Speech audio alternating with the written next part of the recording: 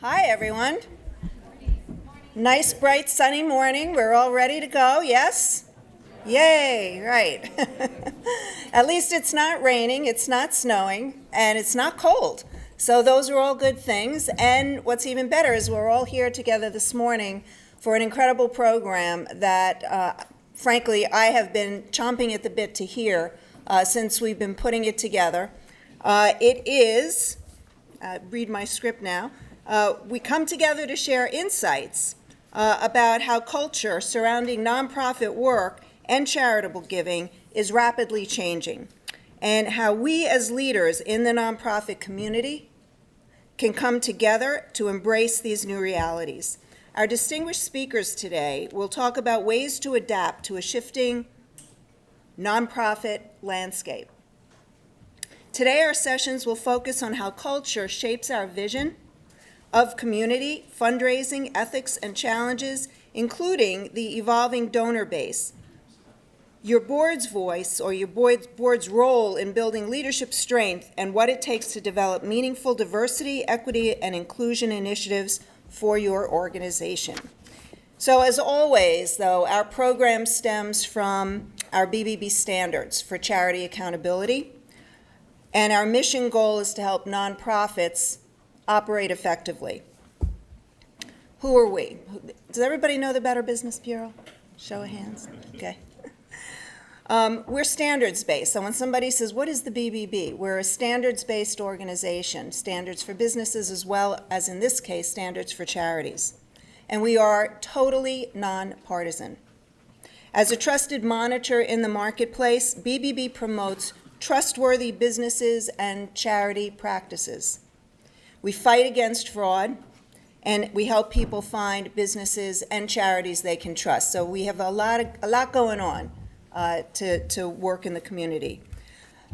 But first, I do want to start by saying a really big thank you to everyone who has helped to plan and implement our program today.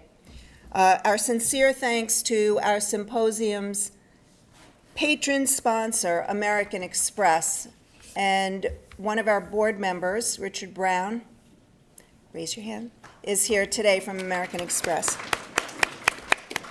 I also want to give big thanks to our major sponsor, the New York Community Trust. And again, all these people that I'm mentioning, they may not be here yet, but they will be here later today. New York Community Trust, and to benefactor sponsors, Fiscal Management Associates, PNP Staffing Group, and PricewaterhouseCoopers of New York. Their support is deeply appreciated. We can't do these programs to the extent that we do without them. At this time, I would like to invite David Birdsell. Where are you, David? There you are. Dean of Baruch's Marx School of Public and International Affairs, to join me in welcoming you all to this event. This is the 13th time that we are presenting this symposium in this lovely space, and I just want to thank you again for that, because you've been such great partners. Plus, not only that, but they've provided great program committee support, thought leadership, so I really want to thank them for that. So with that, David.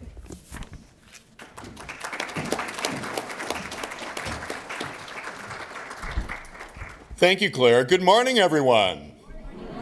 It's wonderful to see you here for the 13th time, and it's terrific to be partnering now for well over a decade with the Better Business Bureau to convene these very important conversations about significant challenges and opportunities, because they're almost always both, that faces this sector.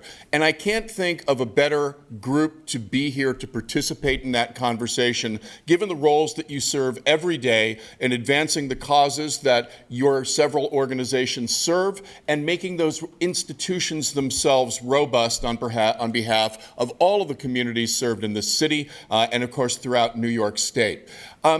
We're talking about cultural change today. And of course, cultures don't change in a day. And the culture that we see today was well underway and evolving when we had this conversation last year. It has many, many components. I'm going to be outlining them over the next, 45 minutes, Claire? No, just 3 minutes. But I'd like to talk about a couple of key factors that I suspect will be coming up again and again and again over the course of this morning's program into the afternoon. They are communication, They are inclusion and they are trust. Okay, those three issues. Now, there are many other factors that affect those things, but I think we can break those out severally. If we think about the way that our institutions communicate with constituencies, be they people we serve, be they the leadership at the board level, at the staff level that we engage, be the community members who are important supports for our activities, those mechanisms are different, very dramatically different from what they were 20 years ago, right? Social media didn't exist 20 years ago. We had largely paper-based means of reaching out to people through annual reports and newsletters. We had much less access to a much narrower band of media. If we think today about the 24/7 news cycles, the fact that our audiences have fractionated so that you have no more than about 5 to 9 million people tucked into major news organizations, and I'm talking about like CBS Evening News, right? I mean, big things that used to contain tens, even hundreds of millions of people across just 3 networks. Though that environment no longer exists. So you've got a fractionated audience with people curating their own news and everybody trying to be a prominent voice, engaged in the sometimes extraordinarily productive, and in this room I can stipulate, always well-intentioned, continuous narcissism of admiring what you've just done in the last 15 minutes, right? And then tweeting it out and making sure that people know about that on your LinkedIn account or your Facebook page or whatever it is that you use to communicate with the public. How do you make that a trusted environment? To a certain extent, that comes now from a measure of authenticity, which is measured at one level, and this is item number 2, through your inclusiveness, right? How do you include diverse voices, diverse audiences? Where are they in how you speak? Where are they in your understanding of audience? Where are those diverse voices in the leadership of the organizations that you care about? This really matters. It matters because, and I'm not going to go through the numbers, but the profound demographic change underway in this country, we will become a no majorities country in somewhere around 2040. There are a bunch of things that we have to look at there. As we learned just yesterday, migration, and we're talking about migration in the standard way has begun falling in the United States for the first time in a very long time. And that will change to a certain extent when that day comes. But remember that this city became a no-majority city in 2005, right? 2005. There was a white majority until 2005. That majority ceased to exist in that year. And this has profound implications for the way that we do business, because you can't get majorities unless you work across boundaries, right? Unless you are genuinely inclusive in not only the way that you assemble powerful coalitions, but the way that you attend to practices on the ground and the voices that you elevate, and they will be different and they will be important, and they should steer what happens. Very, very important. But along the way, number 3, and this is my last point, we have lost profoundly institutional trust as a kind of taken for granted in all of our environments. Trust in government in the United States has been declining each and every year since 1965. Okay, 1965. At the point in 1965, 78% of Americans trusted government to do the right thing all or most of the time. This is a Gallup survey that has been fielded since the Eisenhower administration. Today, that number, 18%. It's flipped. Okay?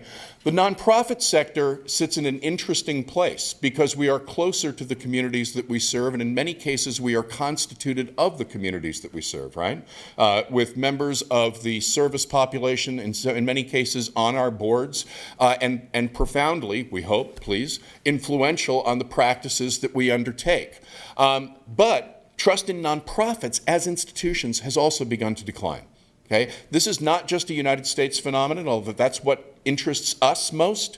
It is a global phenomenon. As people find institutions less and less credible, less and less authentic, less and less relatable, and want to reconstitute these things in ways that seem to reflect better their voices, their priorities, and the shifting demands of a culture that is, of course, not just changing for us, but for everybody, right? For everybody all the time. So I set to you, if I may, this challenge, that we need to think about how we communicate and whom we include in the service of trust, without which our institutions cannot succeed. okay, cannot succeed. You're soon going to hear from the Charities Bureau Chief, Jim Sheehan, who's going to talk about at least one dimension of trust, and that is fiscal responsibility, taking seriously the fiduciary role of nonprofit boards in particular, but of nonprofit fiscal management overall, and that is, at one level, the Charities Bureau's primary writ. But at the same time, the Charities Bureau has taken on an extraordinarily important initiative to try to think about how it supports people before they find themselves on the wrong side of enforcement, right? And that becomes important in a way to convey through every mechanism that we have that these institutions are vital. I think nonprofit New York has a real opportunity as we see trust declining. Again, I won't go through those numbers, but as we see trust declining, to be the prominent, visible, trusted institutions, building relationships with community and strengthening civil society in ways that government cannot do alone. That's an opportunity, okay? That's the struggle and that's the opportunity. I'm very pleased that everybody is here. I bring you greetings from the provost and the president of Baruch College. We are very proud at the Marks School to care a lot and do a lot of work with the nonprofit community. Our new director of the Center for Nonprofit Strategy and Management, Christina Balboa, is with us today. Round of applause for Christina. That's always a good thing to see. And we look forward to seeing you at a number of events here, including a discussion of voter ID on April 2 and on April 29, our annual consulting day. Thanks for being here. We look forward to the conversation. I absolutely love listening to you. You fit more into 3 minutes than I think anybody I know, and you mesmerize me with what you say. So thank you so much. It was terrific. I think we can all go home now. No, only kidding. Okay, so I have more thanks, more thank yous. But again, that was excellent. Thank you so much. Okay, there's a lot to thank, but in a very short amount of time, so I'm just going to cut to the chase on some of this. Details for everything in your kits.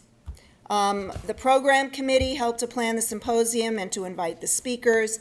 You will see them all. I hope you can all read, but I'm going to let you read them on the screen. We are delighted this year to have had 14 event supporter organizations helping us to spread awareness for the event. Many of you obviously are in this room representing these important organizations. We will have an event supporter table outside, so feel free to stop by, say hello to people, see what they brought with us. We thank our 2020 supporters. Obviously, you can see all of them rolling on the screen. And I want to thank the Better Business Bureau staff, the education and foundation of the BBB staff, volunteer interns, and everybody else who helped plan the event today and who are lending a hand today. So you will see our BBBers. Anybody raising your hand? BBBers anywhere? Anything, any questions, just let us know. And I also want to call attention to our SVP of programs, Luana Lewis, who is responsible for pulling this magic together, and she does it every time, so thank you, Luana. Excellent job. Our Senior VP of Operations, Walter, Emmanuel, everybody else who is here helping, I want to thank them. In your kits, you'll find index cards. Those index cards are for you. Those index cards are for you to write your questions when the speakers are speaking. What we'll be doing is having people walking around, collecting those cards, and we'll provide them to the moderator, and we'll answer as many as we can within the time allowed. We have a Twitter hashtag at today's symposium, and we do encourage live tweets. Again, patting ourselves on the back for everything that we're doing, as David was saying. But we encourage you to do that, and the hashtag is hashtag BBB Charity. And that's up on the slide. And again, I want to thank Baruch, too, for the free Wi-Fi service today, and the login code is BBB in all caps, and it is case sensitive.